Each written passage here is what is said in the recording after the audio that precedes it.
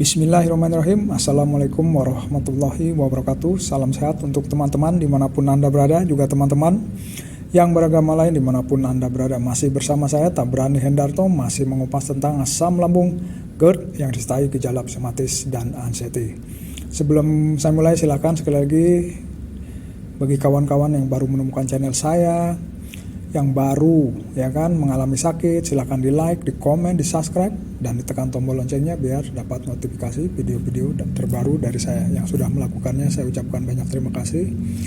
Seperti biasa, semoga kita saling mendoakan, semoga kalian lebih baik setiap harinya, dijabah oleh Allah Subhanahu wa Ta'ala, Tuhan Yang Maha Esa, diberi kesembuhan, sehat kembali, dan menjalani hari seperti sedia kala. Amin amin ya robbal alamin.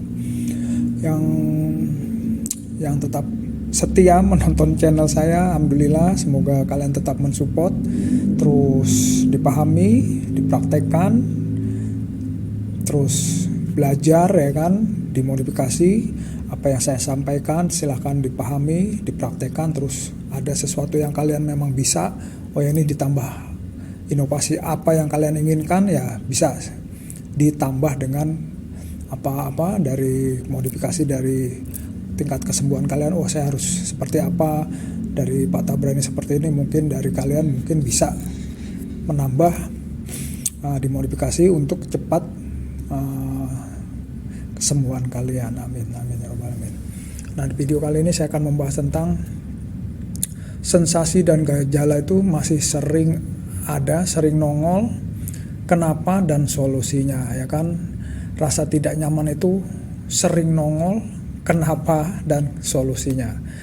Ya, sepengalaman saya yang mengalami asam lambung dulu, GERD yang disertai gejala psikosomatis dan anxiety, itu memang rasa tidak nyaman biarpun sudah sembuh total, sudah sembuh total, terus happy, aura kebahagiaan sudah dikeluarkan, terus hidup normal seperti sedia kala, aktivitas juga sudah normal seperti sedia kala, pikiran sudah normal. Nah, kadang sensasi dan gejala itu sekali lagi tahu-tahu nongol tanpa diundang. Dalam arti nongol tanpa diundang itu seperti apa dan kenapa. Nah itu kalau kita sudah normal, sudah normal, ketakutannya sudah tidak ada, dalam arti mau kemana aja cuek, mau makan apa aja cuek, aktivitas apa aja sudah libas, Nah, kadang itu kita berlebihan, sekali lagi kawan.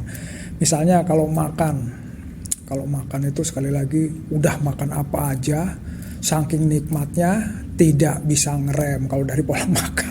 Misalnya sambal tiap hari aja, misalnya Indomie sering, lemak-lemakan masakan Padang, nasi Padang sering, 1, 2, 3 hari sih nggak ada masalah. Tapi kalau udah seminggu lebih terus makanannya jorok, ya akan timbul sensasi dan gejala lagi di lambung kita, seperti itu. Nah, itu satu dari makanan. Terus dari pola pikir kita yang berlebihan, dalam arti berlebihan itu tingkat stres kita naik kembali. Kita tadinya bisa mengontrol, mengontrol pikiran kita. Kalau ada beban pekerjaan, beban keluarga, anak, istri, saudara, orang tua, itu kita bisa mengontrol. Nah, pas udah semakin cuek, terus kita kemana aja, pikirannya kadang dilanda kegelisahan kembali. Kalau ada beban yang di pikiran kita yang agak berat, akhirnya berlarut-larut pikiran kita, membuat kita stres kembali. Nah, itu salah satu pemicu rasa tidak nyaman atau sensasi dan gejala yang nongol itu salah satunya dari makanan, keduanya dari tingkat stres kita, Tingkat stres kita itu mempengaruhi peredaran darah kita, otot-otot saraf kita. Terus itu akhirnya ada sensasi dan gejala di tubuh kita. Nah, yang ketiga itu bisa dari kita udah cuek, udah kemana aja, aktivitas normal, terus akhirnya apa?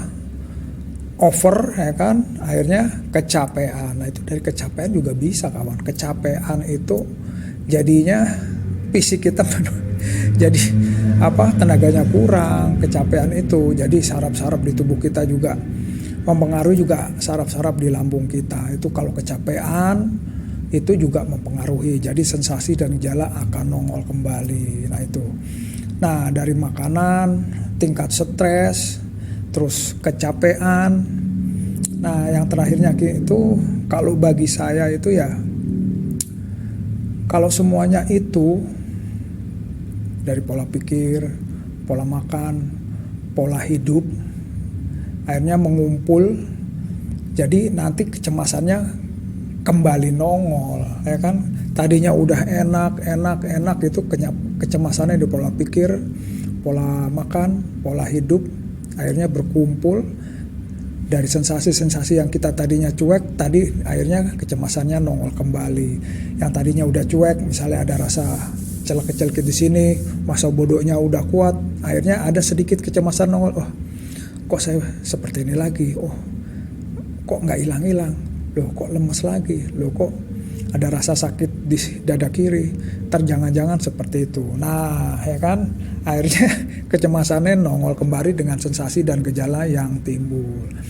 Nah itu bagi saya solusinya ya kembali lagi, ya kan, udah dikembalikan lagi. Kalau pola makannya jorok, ya makannya diperbaiki, ya kan, pola makannya diperbaiki, terus tingkat stres kita perbaiki, bisa mengelola pikiran kita, terus bisa ya kan mengontrol ya kan, oh ini ada persoalan yang memang berat, ya udah kita bisa kendalikan, kita kontrol, terus bisa ya pokoknya dikontrol lah ya kan. Terus kalau aktivitas terlalu berat akhirnya bikin capek sekali, terus membuat sensasi dan gejala, ya sudah, kita jangan terporsir, misalnya kayak olahraga, terus berpergian yang jauh-jauh, terus misalnya aktivitas hobi yang misalnya motor-motoran, ya sudah kita sesuaikan aja, dikurangi seperti itu ya kan. Terus misalnya ada tingkat kecemasan yang kembali nongol, ya sudah diafirmasi dengan hal-hal yang positif. Oh ya, ini saya akibat makan yang salah. Oh ya, akibat beban pekerjaan bikin saya stres.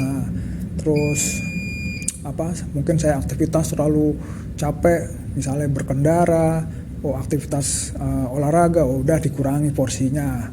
Terus misalnya pikiran kita kalau sudah kecemasan nongol, ya sudah diafirmasi seperti itu ya kan. Oh ya, akibat ini nih saya kurangi aja, udah berpikir normal. Sekali lagi berpikir normal. Kalau kecemasannya mulai menghantui lagi, ya sudah diafirmasi dengan hal-hal yang positif. Oh ini nggak apa-apalah, tadi kemarin saya salah makan.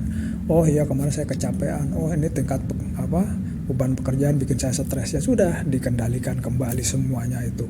Kalau dikendalikan kembali, terus memang sifat masa bodoh kita lebih kuat, itu akan cepat hilang.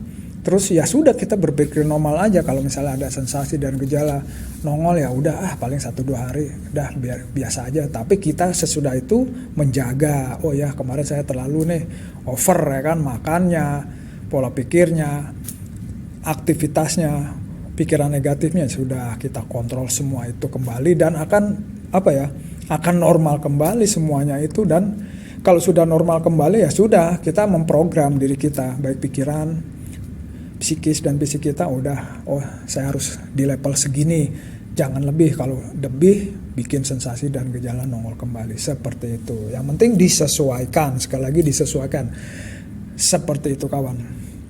Jadi kembali seperti yang saya bilang, sensasi dan gejala akan nongol kembali, ya sudah, santai aja. Kenapa tadi solusinya? Nah udah, kenapa ada 4 faktor tadi, terus solusinya seperti itu. Silahkan dipahami, dipraktekkan. Semoga kalian, apa yang saya share, saya berbagi ini bisa ya dipahami dengan secepatnya, terus dipraktekkan. Terus mungkin ada modifikasi cara penyembuhan yang kalian bisa, ya silahkan saja, tidak masalah.